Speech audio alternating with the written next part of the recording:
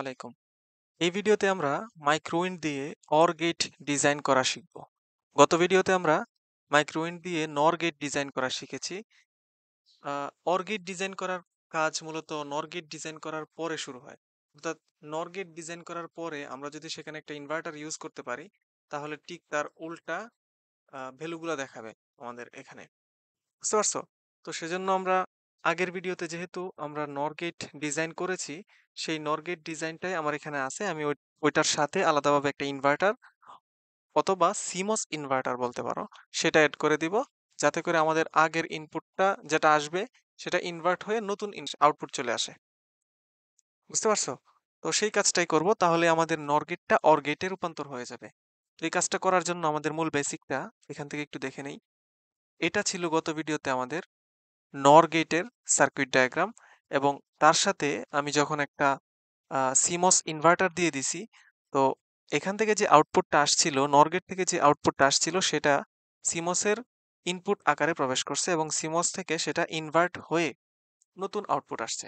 অর্থাৎ নর গেটকে ইনভার্ট করার পরে আমাদের অর গেট আসছে, সেই কাজটাই আমরা এখানে করছি। আর এখানে যে স্টিক ডায়াগ্রামটা দেওয়া আছে, সেই স্টিক ডায়াগ্রাম হুবহু আগেরটাই। আমি এই স্টিক ডায়াগ্রামটা থেকেই অর গেটের স্টিক ডায়াগ্রাম তৈরি করব। তো এটার যে আউটপুটটা আসছে, সেই আউটপুটটা একটা সিমসে প্রবেশ করাই দিব। সিমস মানে হচ্ছে আমাদের এখানে থাকবে যেটা, সেটা হচ্ছে একটা, এই পাশে থাকবে একটা এনমস এবং উপরের দিকে থাকবে আমাদের একটা পিমস। এবং ফুল মসফেট তৈরি করার জন্য আমাদের যে কাজটা করতে হবে সেটা হচ্ছে একটা পলিসিলিকন অ্যাড করতে হবে এখানে। দুইটার মাঝখানে পলিসিলিকন অ্যাড করে দিছি এবং আউটপুট নিব হচ্ছে এই দুইটা প্রান্ত থেকে। আউটপুটটা নিব হচ্ছে তাদের কানেকশন দেওয়ার পরে এই দুইটা প্রান্ত থেকে। এখান থেকে আমরা আমাদের সিমসের আউটপুটটা নিব। এটা হচ্ছে আমাদের নতুন আউটপুট। আর নর গেটের আউটপুটটা আমরা এখানে গেটে পাস করায় দিব। এটাই হচ্ছে আমাদের আহ, মোটামুটি কাজ, নর গেট থেকে অর গেট ডিজাইন করা। এখন আর এই পাশে যেটা দেখতে পাচ্তেছো সেটা হচ্ছে তার ট্রুথ টেবিল। আমরা ডিজাইন করার পরে এই ট্রুথ টেবিলের সাথেই আউটপুট এবং ইনপুটের যে রিলেশনটা সেটা বের করার চেষ্টা করব। তো আমাদের কাজটা শুরু করি। তো গত ভিডিওতে যেহেতু আমরা ওইটা তৈরি করছি, আমি সরাসরি এটাই নিয়ে আসছি এখানে।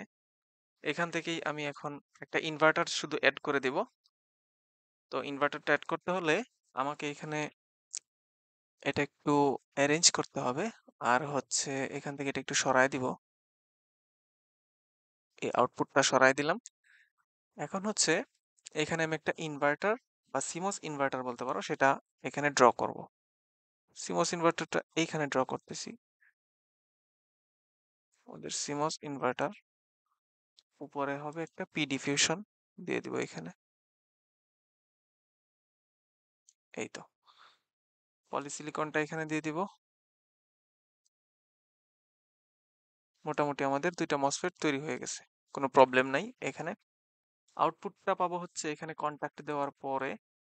এটা যেহেতু এন, তাহলে এইখানে একটা এন কন্ট্যাক্ট দিতে হবে। এটা যেহেতু এন, এইখানেও একটা এন কন্ট্যাক্ট দিতে হবে।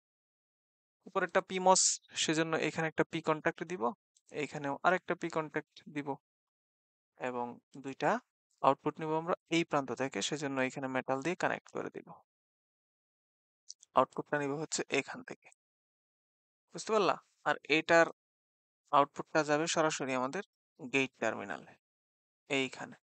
এবং গেটে শুধু পাস করলেই হবে না, এখানে কন্টাক্ট দিয়ে আমাদের কানেক্ট করে দেখাইতে হবে। তো এখানে আমি একটা কন্টাক্ট নিতেছি। এটা হচ্ছে আমাদের সেই কন্টাক্টটা। বুঝতে পারছো? এটা হইলো। এরপরে হচ্ছে আমরা যে কাজটা করব সেটা, একটা এনওএল দিতে হবে আমাদের এখানে। উপরে পিমস, যেহেতু পিমস আমাদের একটা এনওএল দিতে হয়। এটা আমরা আগেই জানছি আগের ভিডিওগুলো থেকে। এবং এই প্রান্তে আমাদের একটা ভিডিডি সাপ্লাই দিতে হবে। ভিডিডি, এই যে ভিডিডি সাপ্লাই দিলাম। এবং আরেকটা হচ্ছে ভিএসএস সাপ্লাই দিতে হবে এইখানে। এবং আমরা আউটপুটটা দেখব হচ্ছে এখান থেকে। আউটপুটটা যেহেতু অর, আমি এখানে সরাসরি অর লিখে ফেলতেছি। OR gate. এবার আমরা ট্রুথ টেবিলের সাথে মিলিয়ে দেখবো যে ঠিক আছে কিনা। এটা হচ্ছে আমাদের মোটামুটি আউটপুট আসছে। তো আমরা যদি ট্রুথ টেবিলটা একটু খেয়াল করি, ট্রুথ টেবিলের ক্ষেত্রে আমরা খেয়াল করতেছি এখানে যখন আমাদের 0 0 দুইটাই ইনপুটে যখন দুইটাই 0 তখনই কেবল 0, আর প্রতি ক্ষেত্রেই আমরা অর গেটের আউটপুট হিসেবে 1 পাচ্ছি। তো দেখি আমাদেরটা ঠিক আছে কিনা।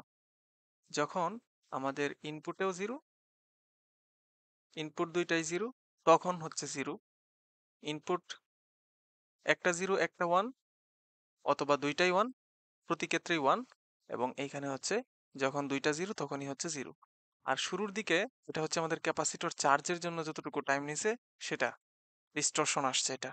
এটা বাদে বাকিগুলা সব দেখো স্টেবল হয়ে যাওয়ার পরে যখন আমাদের 0 0 আসে দুইটা ইনপুট, তখনই কেবল আমাদের আউটপুটে আসে 0, আর প্রতি ক্ষেত্রেই আসে 1। অতএব আমাদের ট্রুথ টেবিলের সাথে আমাদের মাইক্রোউইন্ডের যে আউটপুট সেটা মিলে গেছে। আশা করি বুঝতে পারছো।